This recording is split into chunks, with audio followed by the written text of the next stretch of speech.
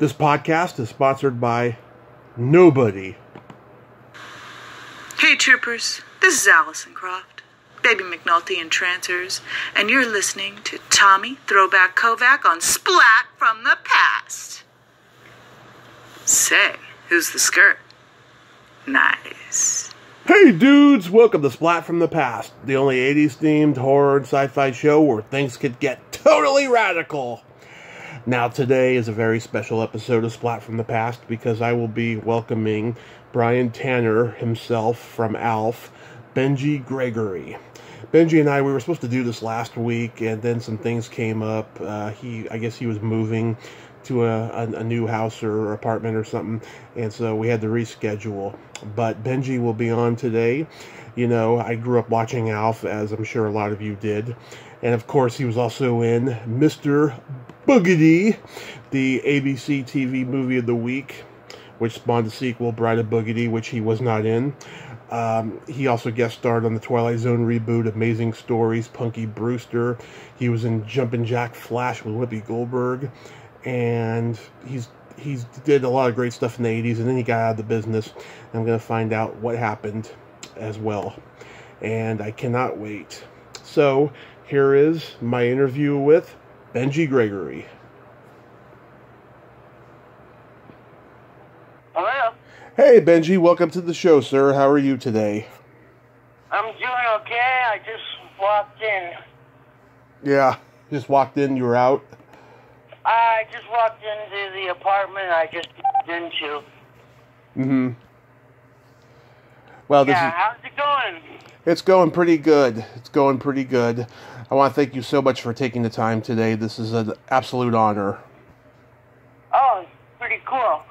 What kind of show do you have? Just a podcast about, podcast about how you got into the industry, memories of making different credits and all of that stuff. Yeah, no problem. So, going back in time, what age did you start gravitating toward acting?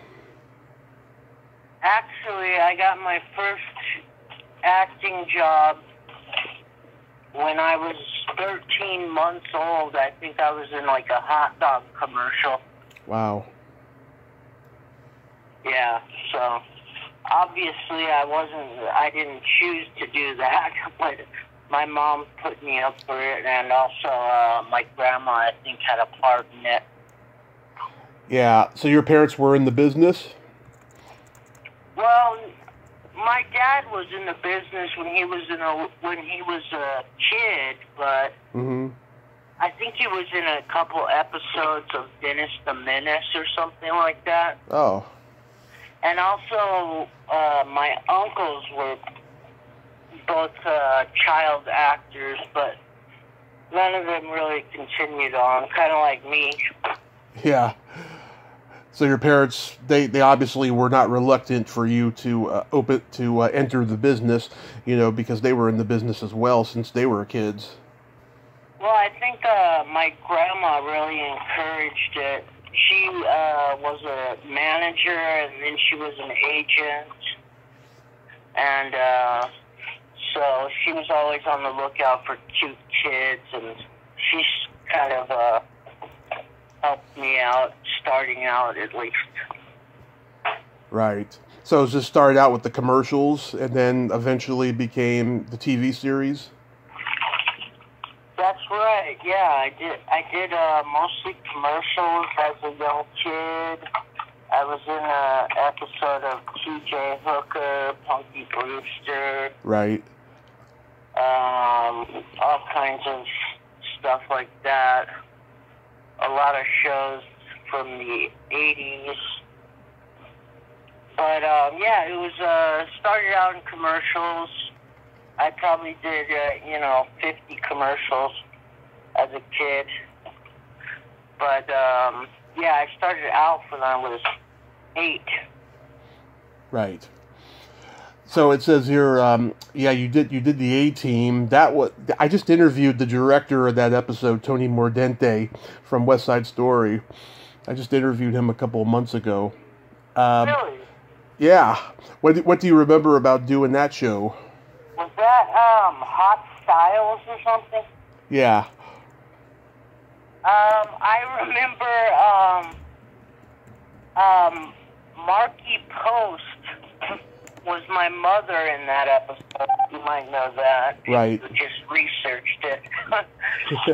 And, I remember I was actually, we shot a scene on a boat, like in a harbor, and there was a fight scene in the boat, and I was in the fight scene, and I kept trying to watch the fight while they were, but my TV mom was supposed to be covering my eyes.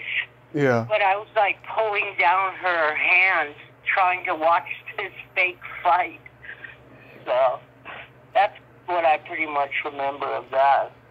Yeah, we just lost Marky Post. That was sad. I mean, she was a beautiful woman, so talented and so underrated, I felt. Yeah, she just passed away, didn't she? Yeah, that was awful. Pretty young, too.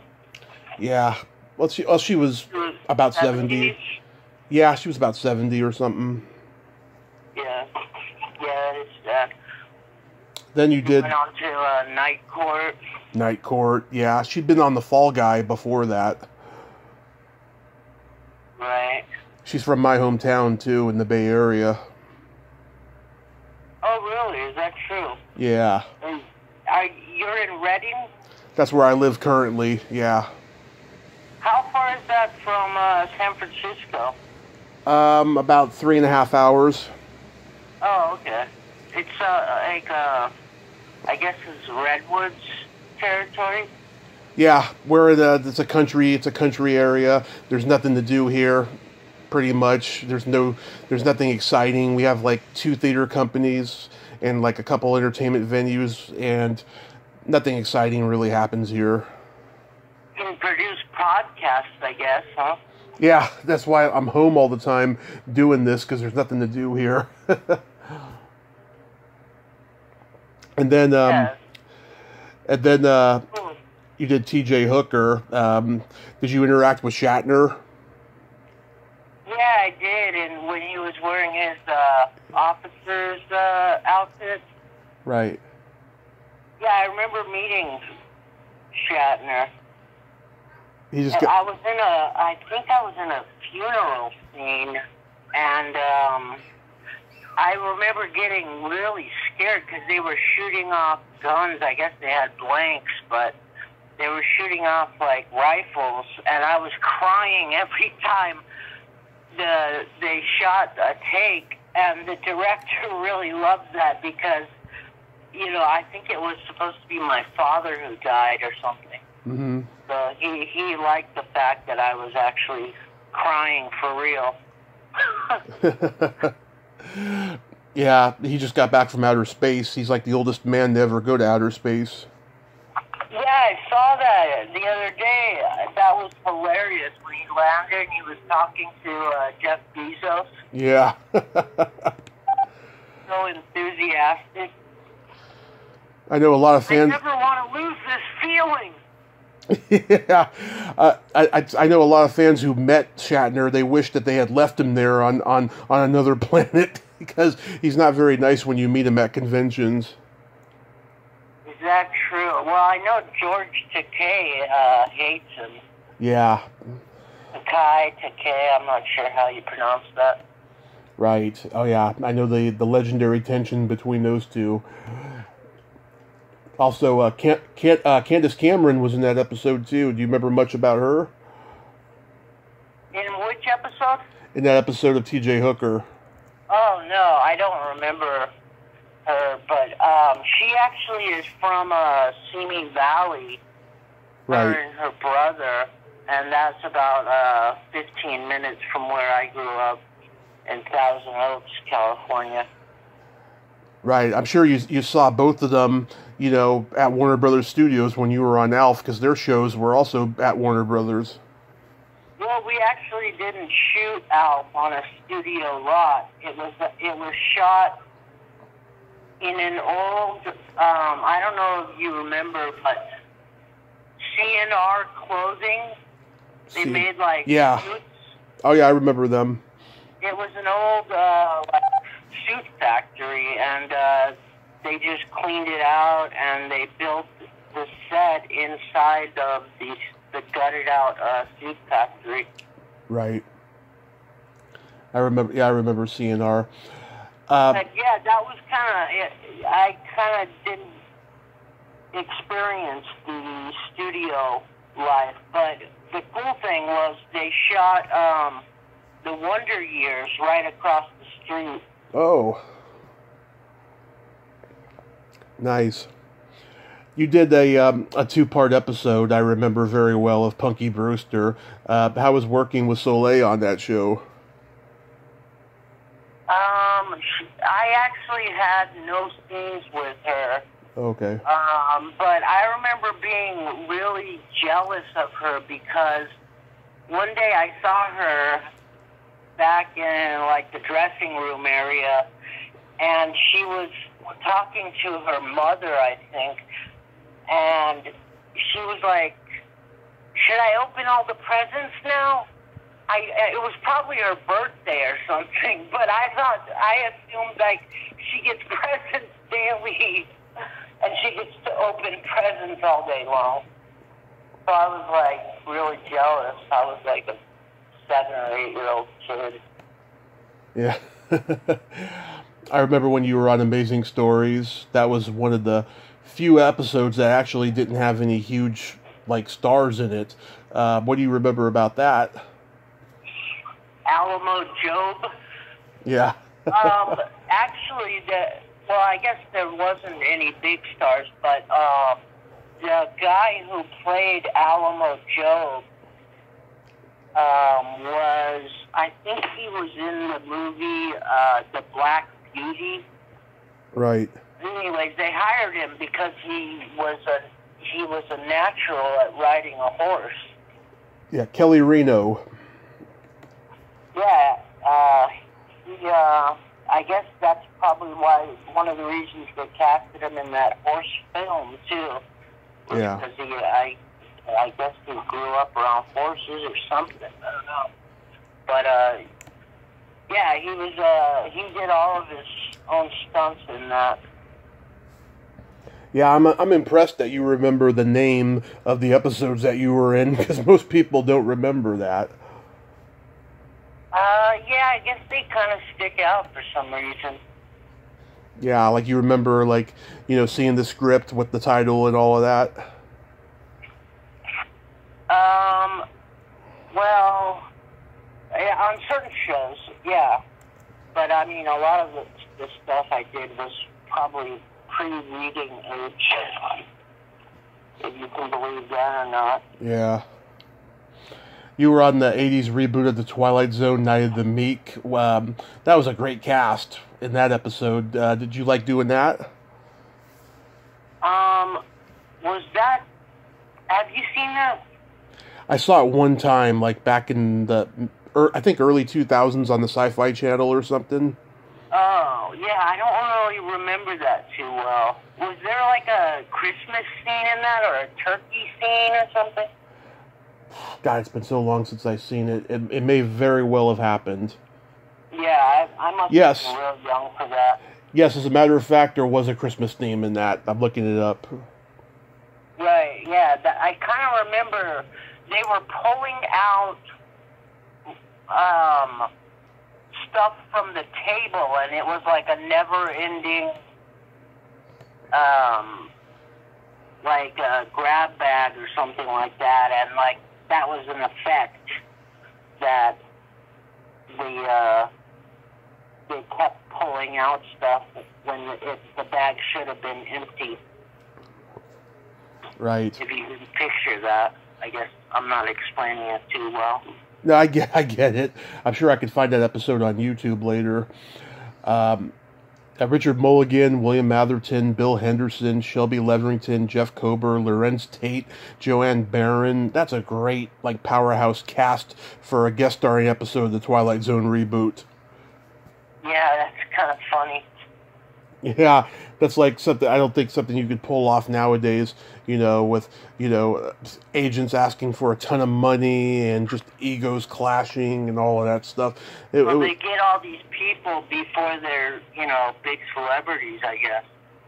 Some of them, yeah. Like, of course, everyone knew Richard Mulligan because he was on Soap before that, and this was just before Empty Nest. Right. So I grew up on... Nest made him the big star, right? Empty Nest made him a bigger star than he was, but he was known from Soap. I think that's what, broke him through. Even though he played Custer in Little Big Man with Dustin Hoffman. You have an extensive knowledge of TV and film. I better, with all the interviews I've done, 1,345 coming up on. I mean, yeah. Seriously? Wow, that's impressive. Thank you. Yeah, movies are my life. Entertainment is my life. Yeah. You remind me of one of my college roommates. He had a really, really deep knowledge of TV and stuff, and he could, he had a photographic memory for, the rolling credits. Yeah. And he could just bring off names and character names and everything. Well, I'm good with character names, but I can't memorize an entire beginning or end credits. I can't do that. I wish I could. That just sounds like he's like the Rain Man of, movie trivia. I guess then you'd be going on Jeopardy. Yeah, I've tried to go on those trivia game shows. They just, I don't know, it's just, they want, people with, a huge, social media following and, photogenic good looks and all that crap, You know what I could probably do, though? I could probably get a good-looking guy to go on there, and I could just, feed him the answers through, a walkie-talkie or something. That's a good idea. What game show did you try out for? Well, I didn't try out. I just gave an application. I see. I think I've done Jeopardy. I know I did this one that had a rock music trivia game. I can't remember what it was. It didn't last very long. I know that. Yeah, those two shows. Nice. Yeah, too bad you didn't make it on. Yeah, well, there's try still... out again. You can always try out again, right? I could try again, yes. There's still hope. So I grew up on the Mr. Boogedy movies. I talked to Michael Janover earlier this year about them. So how fun was making that? Was it scary at all? No, it wasn't scary because everything was done.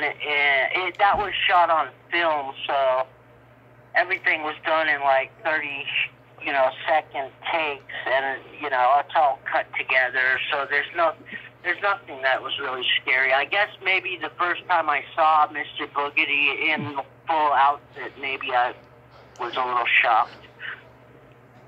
Yeah, I just love how it mixes family-friendly comedy with family-friendly horror. It's typical of Disney, of course, but it's really entertaining. The only thing that scared me about it was Mr. Boogedy's laugh that you hear throughout. That was the only thing that scared me. But I was at ease just watching it because it wasn't frightening or anything. I mean, there was the dancing mummy and stuff. Yeah, I remember they were always when they shot that mummy. If you remember, they did some animation around the mummy. Mm-hmm. And the director kept trying to shorten the takes because I guess the animation is basically the most expensive part of the shoot. Yeah. I was working with Richard Mazur. Oh, he was a really nice guy. I remember that scene in the park where we're having a picnic or something. That's really memorable for some reason. And of course, What's the name of David Faustino? Right. Who played my older brother. Bud Bundy. Yeah. I was actually friends with him for several years after that. And my mom was friends with his mom. And he had a younger brother, Michael Faustino, who was in the Monster Squad. Oh, yeah, I've talked to a couple people from that movie. Really? That's funny. Yep. I've talked to Andre Gower. I've talked to Ryan Lambert. Those are like your contemporaries. They're like in the same age group, a little bit older than you, but the same. Yeah, I definitely knew Andre Gower. I was kind of jealous of him because he had a contract with, I think it was Adidas. And I used to see him in airports. He was always taking it in his Adidas gear, and I was kind of jealous of that. Yeah. Yeah, he's a good guy. Yeah. How about working with Christy Swanson? I met her at a convention once, and she was not very nice. Really? Yeah. That's surprising to me. Yeah, she was a nice girl. I mean, she was a lot older than I was, obviously, but yeah, I don't have any bad memories of her. She was pretty nice. She's pretty good actress too. She's a very good actress, yes, but took things really seriously. I remember that. Yeah, ironically, my friend Tammy Lauren replaced her in the second Mr. Boogedy. I met her, I think, at that same convention. She was an absolute sweetheart. That's why I'm friends with her. Oh, in the sequel? In the sequel, yeah. Tammy Lauren played the daughter in the second one. I wanted to be in the sequel, but I remember I was on the Disney lot one day, and I saw the director. He was going to do the second one, too, Oz Scott. Yes. And yeah, I said to him, there's only one Ari. But it conflicted with Alf. Oh, yeah. For some reason I didn't do it. What about John Astin? I mean, he's Gomez Adams. He's an icon. Oh, yeah, he's a legend. I mean, I didn't know he was a legend at the time, but everyone let me know that, John Astin, Patty Duke. Yeah. Sean and Mackenzie. Right. The kids. I remember when you were in Jumpin Jack Flash, how was being directed by Penny Marshall? That was really cool because I was a big Laverne and Shirley fan. So I was kind of starstruck to meet her. Yeah, I interviewed her daughter. She was like one of my earliest interviews. And when Penny died, I was very sad about it. I did a little tribute to her, a podcast tribute to her.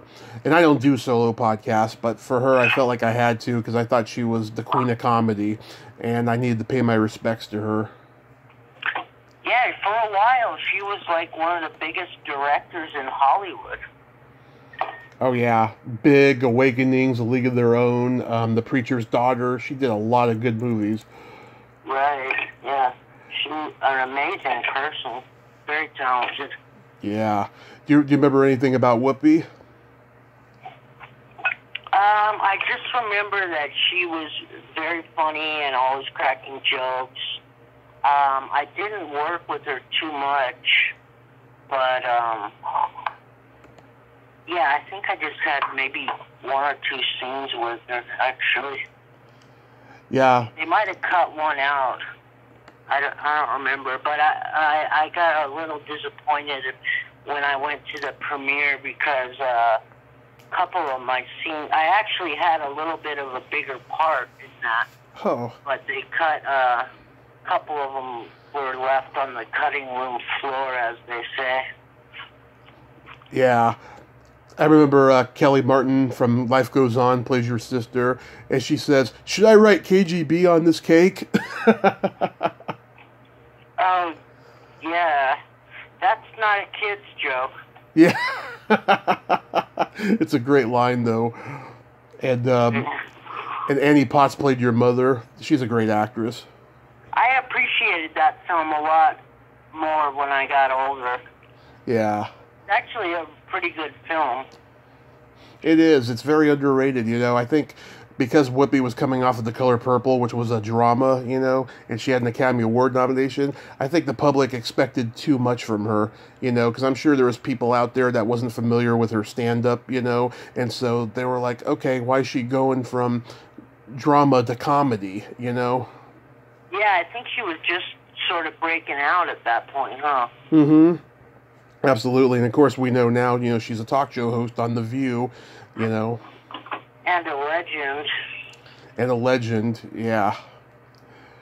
So yeah, she was a great stand-up. Very great. Yeah, she was more like a one-woman show type of performance artist because she played characters, you know. She didn't really do... Remember when they had those comedy things in the 80s? I think it was Robin Williams, Billy Crystal, and Whoopi Goldberg. It was like a charity thing. Comic Relief. Right. Yes.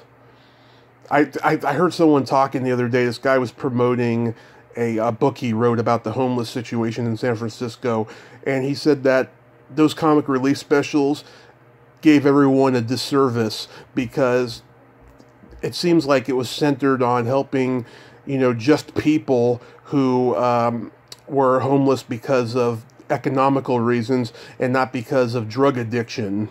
And, you know, he does have a point there. Mental health. Right. Like, he does have a point there. However, you know, people can become homeless because of economical situations. My mother and I, we were homeless for 4 years before we moved up here and I started my podcast. Wow. Yeah, it wasn't that bad, though. I mean, we didn't, you know, wear shabby clothes and hang out outside of supermarkets begging for change. But we were homeless and we saw, you know, homeless people, you know. We saw... Right. We saw the dark side of it, you know. You really don't know anything about it until you're actually in it. I bet. I'm sure. Yeah, it was crazy. But where were you homeless? Like, what city were you in? In the Bay Area, in San Mateo, where I'm from. Oh, okay. Yeah, they don't care. They don't care about you when you go to join those programs and stuff, you know. And they only want to help, you know, poor minorities, which is a good thing, but they just, you know, they look at us, you know, white people like, oh, you should know better and stuff, like you went to college. Like, we didn't go to college, you know, and we were in these circumstances, you know, but I don't want to get political here. Well, most of the time it's not really that person's fault. I mean, unless they're, you know, a drug addict or something. Mm-hmm. I totally agree. So, was Alf a standard audition?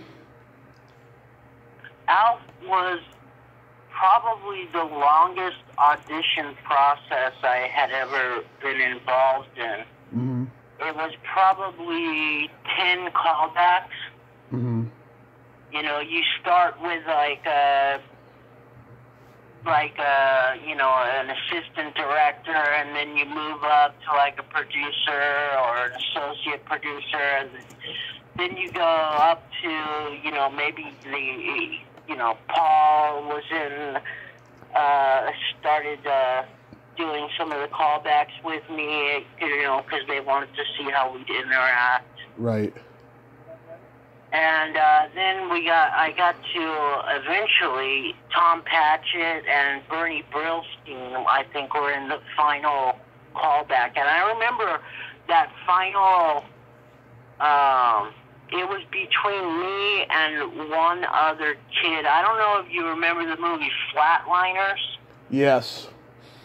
But there was a little kid in Flatliners. Huh. You'd probably have to be a fan of the movie to recall that. Yeah. But anyways, it was between me and him. Oh, he was also the kid in Harry and the Hendersons. Oh, that kid. Yeah, Ernie. Yeah, I remember him. I'm surprised you haven't interviewed him. I've actually reached out to the sister in that movie. I'm going to reach out to her again. I haven't been able to find him, to be honest with you. I wonder what he's up to. I guess he's my age. He probably is, yeah. But the funny thing is, they actually brought him back. Do you remember the asparagus episode? Of Alf? Yeah.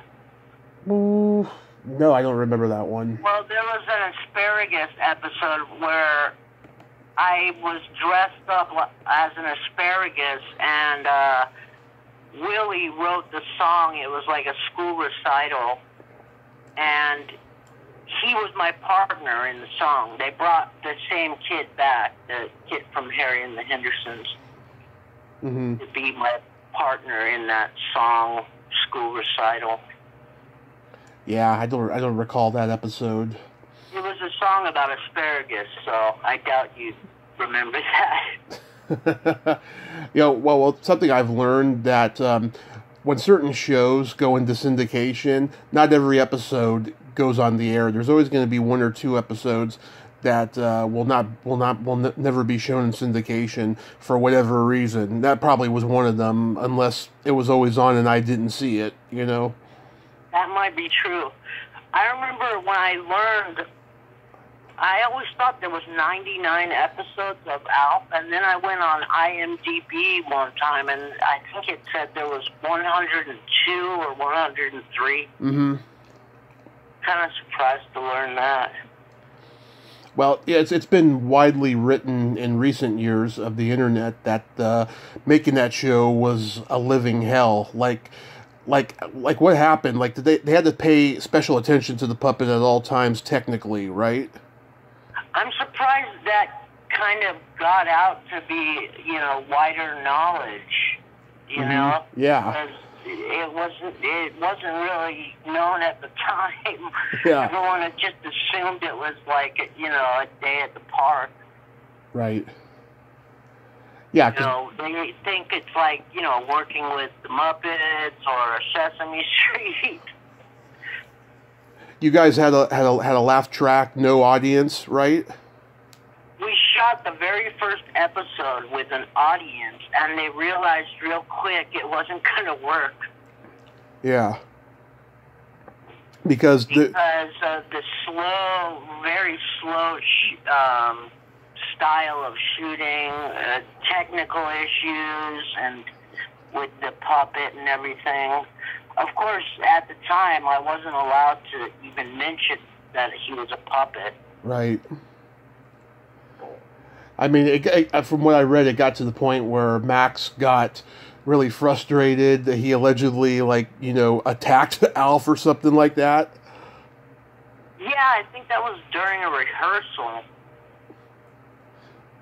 The rehearsals got heated sometimes because you're really new to the script, and a lot of times you're just carrying the script around with you because you're just reading off your lines. They're trying to get the camera angles down and everything, so they don't really care if you've got everything memorized at the beginning.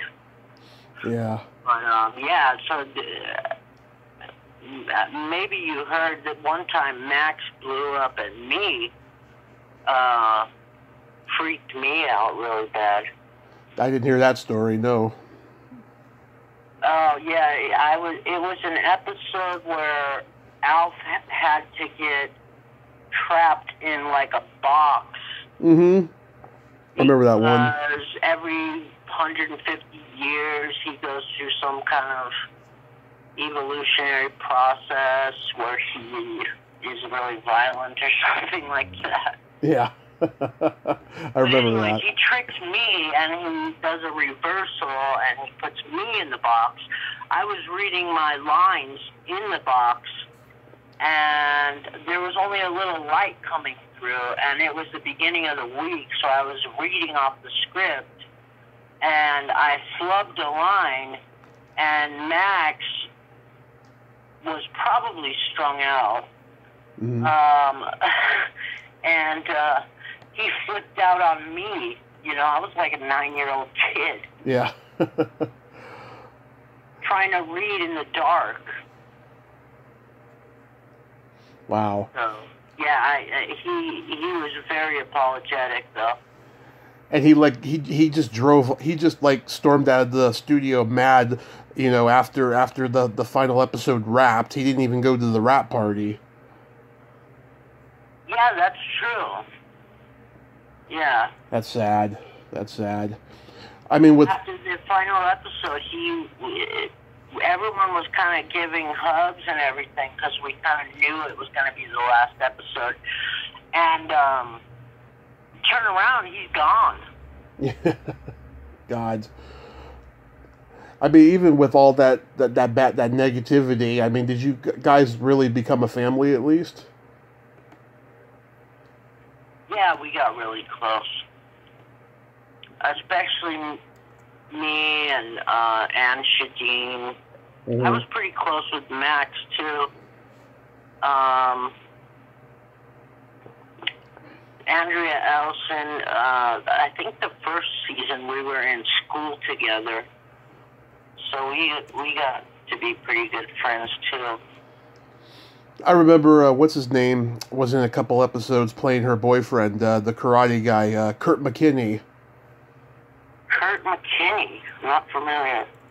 Yeah, he was the star of that movie, No Retreat, No Surrender. He was in at least maybe 2 episodes, I want to say. Yeah, he's not on social media, but his wife is. I reached out to her, and she's very private, so she hasn't gotten my messages, unfortunately. But I've talked to a couple people from that movie. Oh, crazy. Is it true that the show's ratings were so low in the first season that Paul Fusco had to sign deals for, merchandise to happen so the show would stay on? I actually have no idea about that. The one thing I remember about ratings was every week we were always battling with the show Major Dad. Oh, yeah. And so if we got above them, everybody was happy. And they used to have a printout of all the ratings, like the day after the ratings came out, and they always put, instead of Major Dad, they would print Major Dud. Major Dud, yeah. I know. I actually watched that show on Netflix recently. First time I've seen it since it was on the air. I didn't like it then. I don't like it now. I just remember it being unwatchable. Yeah, I mean, it was supposed to be a show about about the two classes, of being a conservative military man and having a liberal girlfriend, who he puts her family into his house and all that stuff, and it had potential there, but for just some reason it didn't work. Yeah, I wonder why. I have no idea. Maybe the writing. Maybe they didn't have good writers, I guess. Sitcoms about the military? Yeah, because it was a show about Like you can't go wrong. Yeah. It's about the military, yeah. Hogan's Heroes made it. Hogan's Heroes did, yeah. But that was in the 60s, There was during the Vietnam era, and people needed something to laugh at about war. I suppose, right? Do you have any favorite episodes of Alf? Probably, there was one episode Paul Fusco directed where the plot involved Brian having a science project, and Alf helped Brian with the project, and Alf identified a planet that scientists haven't yet discovered. So it was kind of funny because I guess it was special because Paul directed it. Yeah, I remember that episode. My 2 favorites are actually 2-parters. The Thanksgiving episode where David Ogden Stiers is the homeless guy. You remember? Was that Thanksgiving or Christmas? I think it was Thanksgiving. Okay. Yeah. I love that episode. I also love the one where Alf is hosting the Tonight Show. Right. With Ed McMahon. Yes, and I have some trivia for you. I'm sure you didn't know. The two writers on the show, Al Jean and Mike Reese, they had written for the Tonight Show, and they had a Karnak joke that got rejected, so they put it into this episode. It was Saint Elsewhere. What's the message on Mother Teresa's answering machine? Saint Elsewhere? Yeah. Yeah. I actually think it works better with Alf. Probably. Yeah, those episodes are. They were writers for Johnny. They were writers for Johnny. That was, I think, their first job when they came to L.A. And then they wrote for. Didn't they did or one of them did The Simpsons, right? Right after that, yes, because they went from Johnny to Gary Shandling's show to Sledgehammer to Alf and to The Simpsons. Amazing. Yeah, it's amazing how writers, they have all these different jobs, right? And then some point they strike gold, like these guys, they struck gold. I mean, they go through periods where they leave The Simpsons and then they come back because they have such a great track record of writing great episodes, and they're producers too on the show sometimes. I used to be really engaged with the writers because I would always go upstairs to the writing room. It was like a fun place. They would throw around toys and stuff. Right. And I was just really attracted to hanging out with the writers. I didn't even know they were writers at the time. I just thought they were a bunch of goofy adults. Yeah. Well, a lot of them came from stand-up comedy or improv or just funny guys in general, Yeah, it's funny. I'm actually friends with one of them on Facebook now, Steve Papoon. That name sounds a little familiar. Yeah, he wrote for some other big shows. I can't think of them off the top of my head right now. Right. So after that show, did you just decide you were just done with acting? You weren't going to do it no more? Oh, you know what? I just remembered. I think he wrote for the Norm show or something, but after Norm died, right, he posted a picture up on Facebook where he was hanging out with Norm. Okay. That makes sense. So after the show ended, you decided you weren't going to act anymore? Well, after Alf ended, I was about 13 or 14 or something. Right. Well, I actually acted for a few more years after that. I did some more stuff, but right around when I got into high school, I decided that I didn't really want to do it anymore because I was starting to, get some close friends, and I was really into skateboarding and. Yeah, it was such a pain to, show up at my house every day after school, and my mother telling me, "Oh, you got an interview today." And I was like, "Oh God, I wanted to go do this or whatever," and so the interview was always going to ruin my day because we had to drive to Hollywood or Studio City or wherever, and we lived in Thousand Oaks, so it was like an hour drive at least. Well, with traffic, even more. But yeah, the interviews became just way too much for me. Yeah, I've talked to a lot. Going on interviews every day as like a 14, 15-year-old, it's like you have zero life. Yeah, I've talked to a lot of people who left the business because of stuff like that. Like I know this one guy, he had a good 10-year run, right? And then this one time, this producer, she told him to meet him at this restaurant, right? And he spent about, I want to say, a good 2 hours there waiting for her. And then he got a message from the waiter saying, she just wanted to let you know she can't make it. She wants to reschedule for next week. And then he thought to himself there, I need to get out of this business because this is not the first time something like that has happened. It's not worth it. So he got out of the business. Right. I mean, when you're a teenager, when friends and school and stuff like that are so important to you. Right. And then everything just drops out because you have these other commitments.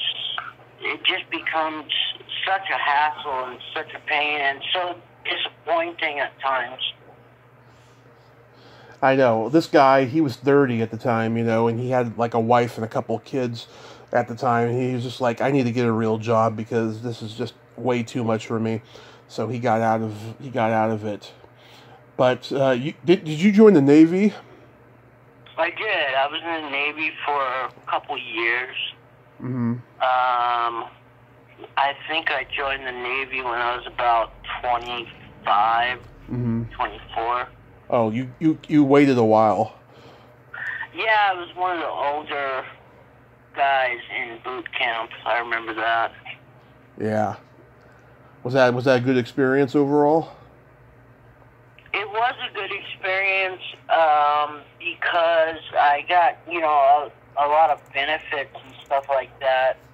A lot of the guys that I met in the Navy were pretty cool, and I had a pretty good job, and I used to work, like all night, which is really good for me because I have really bad insomnia anyways. Mm-hmm.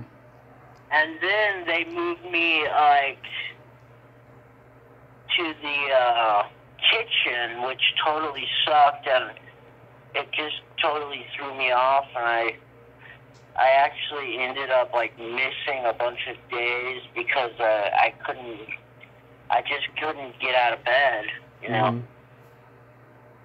My God. Yeah, I got out for some medical reasons. Oh. Yeah, I read you lived in San Francisco for a while. Yeah, I did. For about 3 years when I was going to school, I lived there. I was going to Academy of Art College. Mm-hmm. Wow. I like San Francisco a lot.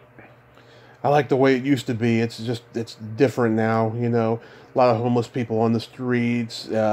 It's so about, all about me attitude. It's not the place I grew up in. I haven't been there in I don't know how long, but when I lived there, I really loved it. But I was, concentrating on school, and I had a girlfriend at the time. Mm-hmm. So, it was just a different experience for me, I'm sure. Yeah. But yeah, like I said, I haven't been there for probably 20 years. Yeah, it started getting bad. It started slowly getting bad by the time I graduated high school 20 years ago. And then by 2010, it was at the point of no return. And it got even more bad by 2015 because now everywhere there's a project being built. Small businesses are becoming unaffordable housing for .comers. It's insane. Yeah, it was starting in that direction when I was there, I guess, because the internet boom was just beginning. Right. And there was tons of .coms, exploding. I know. Look at it now. It's really grown. It's like, it runs the world now. The internet runs the world. Yeah, and it's concentrated right there in the Bay Area. If someone came to you and said, we're going to do a CGI reboot of Alf, where there's no waiting around for him and all of that, would you do it? What do you mean, no waiting around for him? Yeah, because you guys, that was one of the reasons why you guys had a nightmare doing the show, right? Because you had to, pay close attention. You know, the guys had to pay close attention and, you know, position him and all of that stuff. Oh, but, you mean like the technical stuff? yeah, so if there was like a reboot where he's just CGI'd in and you're, you know, talking to a puppet that's not there, I mean, would you do that? I don't think the show would be not nearly as charming because I think people like that live action aspect of the puppet and the way he looked and everything. But but to answer your question, yeah, I'd do it. Mm-hmm. I love doing voiceovers. I did a ton of voiceovers, cartoons for Hanna-Barbera. I used to be a local on that Hanna-Barbera lot.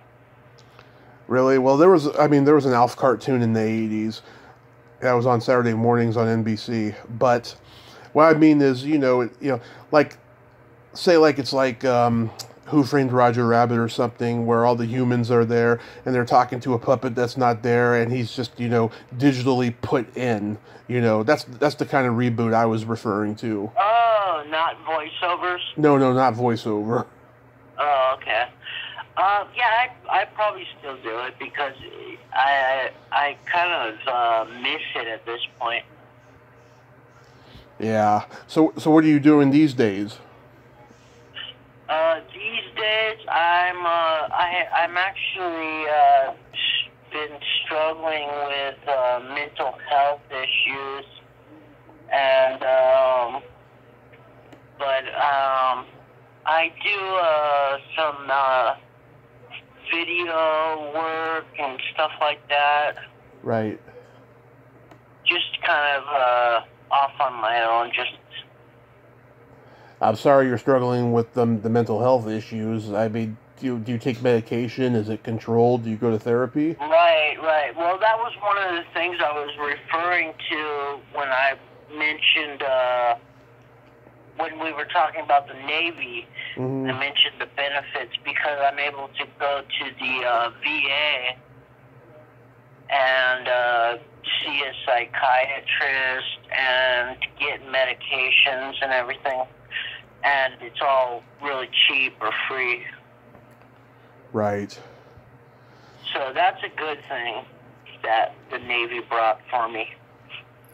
That's good. Well, God bless you. I admire anyone who goes through life struggling with adversity like that. I mean, it certainly runs in my family. There's a lot of mental and physical health issues that go on.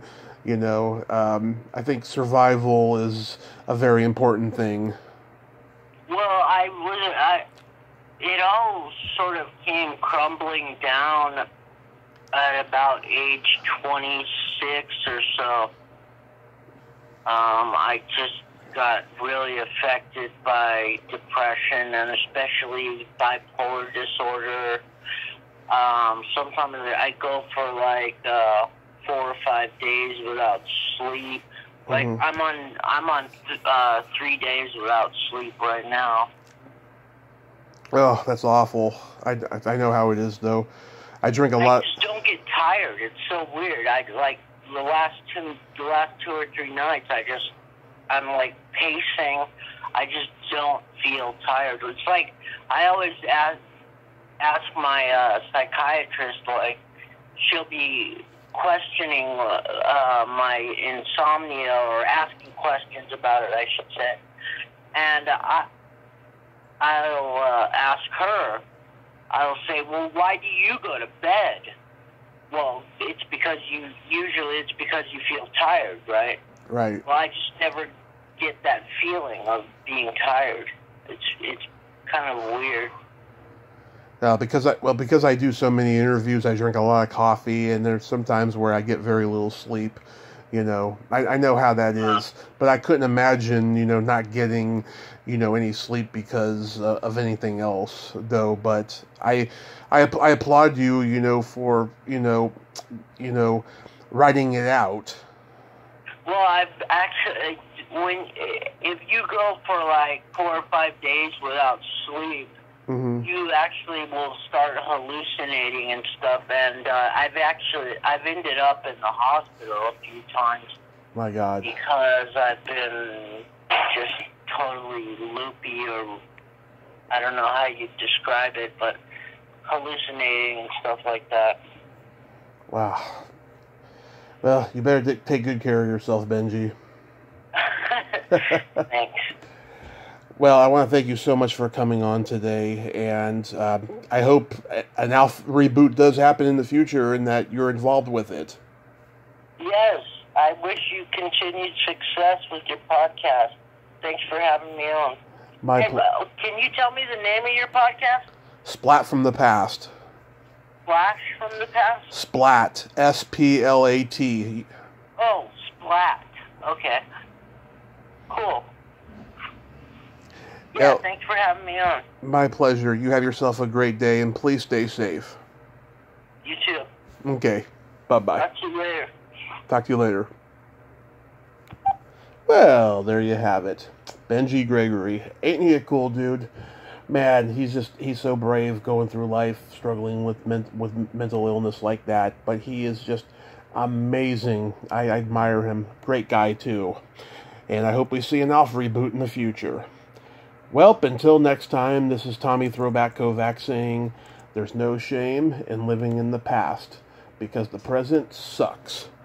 Later, dudes.